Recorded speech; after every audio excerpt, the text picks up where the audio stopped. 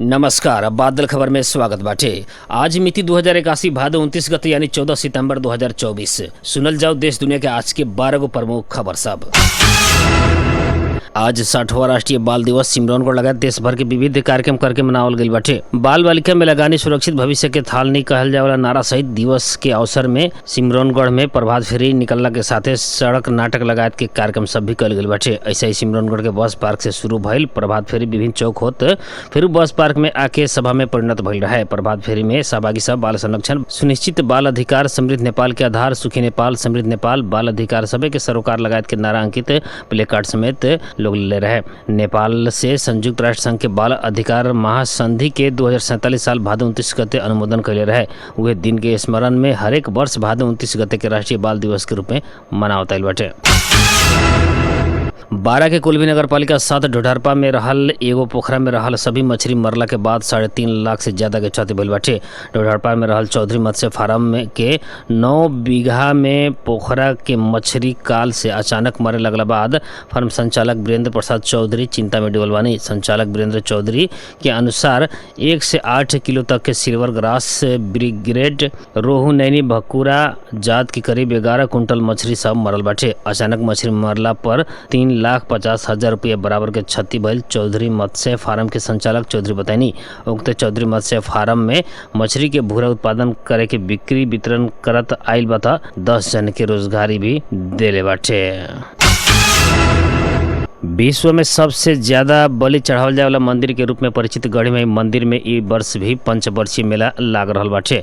12 के महागढ़ीमाई नगर पालिका बरियारपुर में अवस्थित ई मंदिर में हरेक 5 वर्ष में एक बेर 30 दिन अर्थात 1 महीना मेला लागेला। ई वर्ष अगहन महीना में मेला लागे वाला भइल बाटे। हिंदू धर्मावलंबी सबके आस्था के केंद्र के रूप में रहल ई मंदिर में नेपाल, भारत लगायत देश विदेश से हजारों के संख्या में भक्तजन सब आवेला। ई वर्ष के मेला के ऐतिहासिक तथा सभ्य आ भव्य बनावेला संपूर्ण नगरवासी, नगर पालिका के कर्मचारी, गढ़ीमाई मेला समिति लगायत के संबंधित पक्ष सब के खातिर पड़ल महागढ़ीमाई नगर पालिका के मेयर उपेंद्र प्रसाद यादव बताइनी। विगत 2076 साल के मेला में भी लाखों के संख्या में भक्तजन सबके सहभागी रहल आ ई वर्ष भी ज्यादा से ज्यादा भक्तजन सबके सहभागी करावे के उद्देश्य के साथ मेला के तैयारी तीव्र रूप में हो रहल मेयर यादव जानकारी दिले बानी। नेपाल मेडिकल कॉलेज शिक्षण अस्पताल के अध्यक्ष में प्राध्यापक डॉक्टर जैनुद्दीन अंसारी सर्वसम्मत रूप में निर्वाचित भइल बानी। काल संपन्न कॉलेज के 24वां वार्षिक साधारण सभा से डॉक्टर अंसारी के अध्यक्ष में चयन कैले बाटे। वहाँ के सफल मेडिकल व्यवसायी आ सर्जन समेत बानी। नेपाल मेडिकल कॉलेज के अध्यक्ष पद में लंबा समय से कार्यरत डॉक्टर भोला रिजाल डॉक्टर अंसारी के पदभार हस्तांतरण कैले बानी। साधारण सभा से डॉक्टर अंसारी के कुशल नेतृत्व, कार्य कुशलता आ दक्षता देख के वहाँ के सर्वसम्मत अध्यक्ष के रूप में चयन कैल जनावल गइल बाटे। इससे पहले कॉलेज के प्रबंध निदेशक के रूप में कार्यरत रहनी।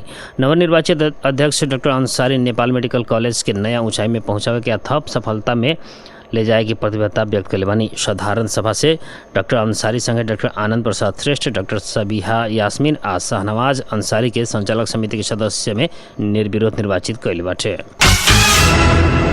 हुलाकी राजमार्ग के निर्माण समय में ही संपन्न करे के विषय में सहमति जुटला बाद बीतल रात प्रतापपुर गांव पालिका के अध्यक्ष अनशन तोड़ले बानी। अध्यक्ष यादव गत सुके दोपहरिया से अनशन शुरू कर रहनी। 4 बूंदे सहमति पत्र में अध्यक्ष यादव आ हुलाकी राजमार्ग योजना कार्यालय कपिल वस्तु के प्रमुख हेम बहादुर एसी से हस्ताक्षर कल गई बाटे। उक्त सहमति बाद लुम्बिनी प्रदेश के भौतिक पूर्वाधार विकास मंत्री भूमिश्वर ढकाल जूस खिया के अध्यक्ष यादव के अनशन तोड़ले बानी। सहमति के अनुसार आए वाला आसीन 2 गते से तीव्र गति रूप में निर्माण शुरू करके 10 से पहले ही गोपीगंज से बेलटारी क्षेत्र में पड़े वाला 3 किलोमीटर बेस निर्माण करे के 10 के तुरंत उक्त क्षेत्र में पीछे करे के उल्लेख बाटे। साथ ही निर्माण व्यवसायी के तत्काल कार्यतालिका पेश करेला थप कल गए समय 2081 साल चैत तक बेलटारी तक के सड़क खंड के विशेष प्राथमिकता में रख के निर्माण संपन्न करके सहमति में उल्लेख बाटे। सहमति अनुसार काम न भइले में प्रमुख जिला अधिकारी, निर्माण व्यवसायी वज्रगुरु महालक्ष्मी जेबी कंपनी के कार्रवाई करे के ठेका रद्द करके प्रक्रिया आगे बढ़ावल जाई कहले बानी। वीरगंज महानगर पालिका 4 के पूर्व वार्डाध्यक्ष मोहन थापा के काल सवेरे काठमांडू के शहीद गंगालाल हृदय केंद्र में इलाज के क्रम में निधन भइल बाटे। 3 सप्ताह से उपचार करा रहल 67 वर्षीय थापा के मृत्यु निमोनिया के कारण भइल अस्पताल के डॉक्टर लोग जानकारी दिले बानी। मोटू रोग से पीड़ित थापा के 3 हफ्ता पहले गंगालाल हृदय केंद्र में भर्ना कल गेल रहे। पेसमेकर जड़ान कल गई पर भी वहाँ के स्वास्थ्य में सुधार न आइला बाद उनका के वेंटिलेटर में रखल गई रहे। डॉक्टर लोग के अनुसार मोटू संबंधी समस्या रहल अनुमान कल गई पर भी उनकर मृत्यु मृत्यु निमोनिया के कारण भइल बाटे। स्वर्गीय थापा वीरगंज में पहिलका बेरी भाड़ा में 4 चक्का सवारी साधन संचालन करे वाला व्यवसायी के रूप में परिचित रहनी। वहाँ की वीरगंज के व्यवसायिक के क्षेत्र में लंबा समय से सक्रिय रहनी। थापा के परिवार द्वारा संचालित हेलो सर पसल आज भी संचालन में रहल बाटे। मध्य प्रदेश सरकार मुस्लिम धर्म के प्रवर्तक पैगंबर मोहम्मद के जन्मदिन के अवसर में आए वाला भादो 31 गते सार्वजनिक विदा देवे के घोषणा कली बाटे। गृह संचार तथा कानून मंत्रालय से आज एक सूचना जारी करत पैगंबर मोहम्मद के जन्मदिन के अवसर में सार्वजनिक विदा देवे के निर्णय भइल जानकारी करेली बाटे। मंत्रालय के निमित्त प्रदेश सचिव सुदीप कुमार सिंह द्वारा जारी सूचना में उल्लेख कैल अनुसार इ निर्णय प्रदेश मंत्रिपरिषद के 2080 साल चैत 11 गते के बैठक से पारित भइल रहे। मध्य प्रदेश सरकार आसीन 3 गते संविधान दिवस के विशेष कार्यक्रम का आयोजना करत मनावे के निर्णय कले बाटे। गृह संचार तथा कानून मंत्रालय से काल सरकार वाला संगे छलफल बाद संविधान दिवस के अवसर में विविध कार्यक्रम करे के निर्णय कले बाटे। कार्यक्रम के तैयारी अंतर्गत संविधान दिवस के दिन जनकपुर धाम के रामानंद चौक से प्रभात रैली निकाल जाई। रैली बाद संविधान संहिता के महत्व बारे प्रवचन कार्यक्रम के आयोजना कल जाई। मंत्रालय के कानून अधिकारी संदीप सिंह के अनुसार ई कार्यक्रम में मध्य प्रदेश सरकार के मुख्यमंत्री, मंत्रीगण, प्रदेश सभा सदस्य, कर्मचारी, चारू सुरक्षा निकाय प्रतिनिधि, विद्यार्थी, पत्रकार तथा विभिन्न राजनीतिक दल के नेता सबके सहभागिता रही। इ निर्णय काल गृह संचार तथा कानून मंत्री राजकुमार लेखी के अध्यक्षता में बैठल बैठक में कल गेल रहे। बैठक में चारू सुरक्षा निकाय के प्रतिनिधि, धनुषा के प्रमुख जिलाधिकारी या मुख्यमंत्री तथा मंत्रिपरिषद कार्यालय के सचिव केशव सुवेदी लगायत के अधिकारी सबके सहभागिता रहल रहे। नेकपा माओवादी केंद्र के अध्यक्ष पुष्प कमल दाहाल हिंसा शब्द के विषय में सदन में भइल बहस न अंत भइला तक संसद चले न देव के बतैली बानी। विराटनगर विमानस्थल में आज संचारकर्मी संग बातचीत करत प्रचंड ऐसन बतैली बानी। एमएलए के साथी सब जनयुद्ध के हिंसा कह के अपभ्रम करे के, अपव्याख्या करे के, भ्रम छीटे के काम हो रहा वहाँ के कहनी। ई विषय के संबोधन न भइला तक संसद में विरोध जारी रही। ऐसा ही दोसर प्रसंग में उपसभामुख इंदिरा राणा के हटावे के विषय के कांग्रेस से एमएलए पीछे हटे के बतैली बानी। उपसभामुख एगो ईमानदार, जनजाति, महिला, बाल बच्चा के खातिर ख्याति प्राप्त भइल बतावत वहाँ के प्राविधिक रूप में कुछ बात न जान के त्रुटि भइल हो सके के बताइनी। प्रचंड संवैधानिक परिषद में प्रधान न्यायाधीश सिफारिश के खातिर 8 जन के नाम सिफारिश भइल बतावत उ लोग सभी उक्त पद के खातिर योग्य भइल बताइनी। रिक्त रहल संवैधानिक पद सब में एक बेर नियुक्त कैला पर बढ़िया होके कह के बताइनी। प्रधानमंत्री एवं नेकपा एमाले के अध्यक्ष केपी शर्मा ओली गणतंत्र, विकास, समृद्धि, शांति या सुशासन के व्यवस्थित मार्ग पकड़ल देश के और भी बने न देवे के प्रयास हो रहा बतैले बानी। एमाले से काठमांडू के बूढ़ा नीलकंठ में आयोजना कैल कार्यक्रम में अध्यक्ष ओली देश के शांति या समृद्धि की यात्रा में आगे बढ़ावेला एमाले निर्णायक राष्ट्रीय शक्ति बने की यात्रा में कटिबद्ध होकर लाग रहा दावी कैनी।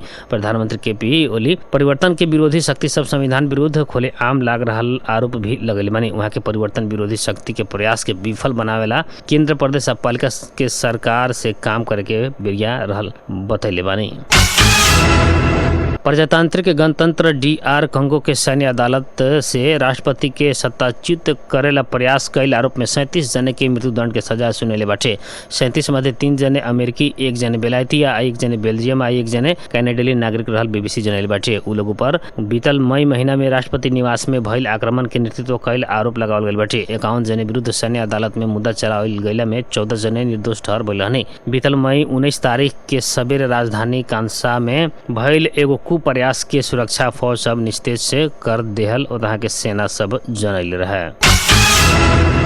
नेपाल प्रीमियर लीग NPL के खातिर 8 टीम के मार्की खिलाड़ी सार्वजनिक भइल बानी। राष्ट्रीय क्रिकेट टीम के ओपनर एवं विकेट कीपर वीरगंज के आसिफ शेख जनकपुर के खातिर मार्किंग खिलाड़ी छनौट भइल बानी। ऐसे ही नेपाली राष्ट्रीय क्रिकेट टीम के कप्तान रोहित पौडेल लुम्बिनी के खातिर मार्किंग खिलाड़ी भइल बानी। सोमपाल कामी कर्णाली के लीड करिहन तस दीपेंद्र सिंह एरी सुदूर पश्चिम के मार्की खिलाड़ी भइल बानी। संदीप लामिछाने विराटनगर के मार्की खिलाड़ी भइल बानी। करण केसी टीम काठमांडू के मार्की खिलाड़ी भइल बानी। टीम पोखरा के खातिर कुशल भुर्तेल छनौट भइल बानी। चितवन के खातिर कुशल नलमल मार्मी खिलाड़ी चुनल गइल बानी। नेपाल प्रीमियर लीग के 8 टोली के मार्की खिलाड़ी के न्यूनतम मूल्य 20 लाख रुपया तोकल गइल बाटे। नेपाल क्रिकेट संघ कैन काल राष्ट्रीय क्रिकेट टोली के कप्तान रोहित कुमार पौडेल सहित टोली के अन्य सदस्य दीपेंद्र सिंह एरी, संदीप लामिछाने, सोमपाल कामी, करण केसी, आसिफ शेख, कुशल भुर्तेला, कुशल मल के मार्की खिलाड़ी के रूप में घोषणा कैले बाटे। इस संस्करण के NPL अगहन 15 गते से पूछ 6 गते तक आयोजना हो रहा बाटे। आज के खातिर बादल खबर इतने। फिर बिहान देश दुनिया के मुख्य खबर लेके आबे करम। तब तक विदा दी, नमस्कार।